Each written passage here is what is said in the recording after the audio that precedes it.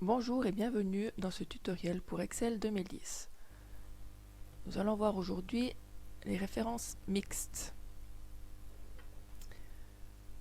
J'ai un prix de produit dans ma colonne C et des quantités achetées dans mes colonnes D à I.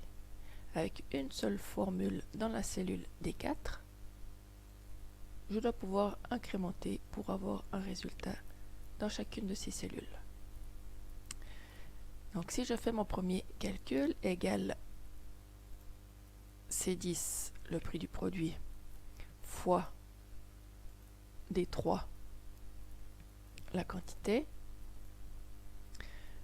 je devrais incrémenter horizontalement pour récupérer les quantités achetées, mais C4 ne devra pas être incrémenté, il devra rester dans la colonne C.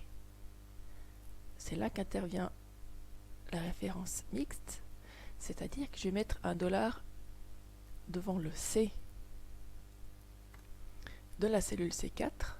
Ainsi, quand je vais incrémenter, la colonne C est bloquée pour l'incrémentation horizontale, mais la ligne 4 reste libre pour l'incrémentation verticale. Ensuite, ma cellule D3, quand je vais l'incrémenter horizontalement, il n'y aura pas de problème. Elle va passer D3, E3, F3, etc.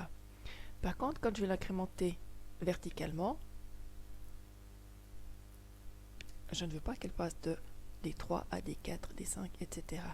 Donc je dois bloquer uniquement la ligne 3.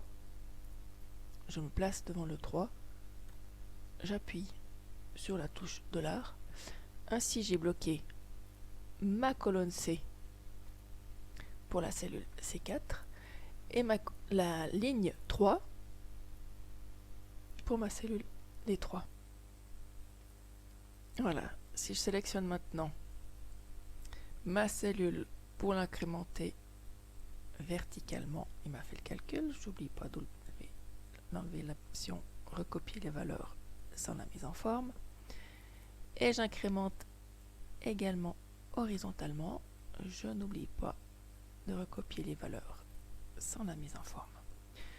Je vérifie dans ma dernière cellule, j'ai bien C12 fois I3.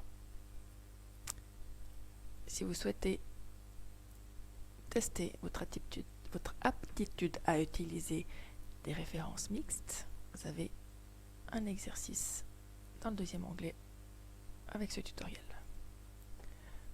Merci de votre attention.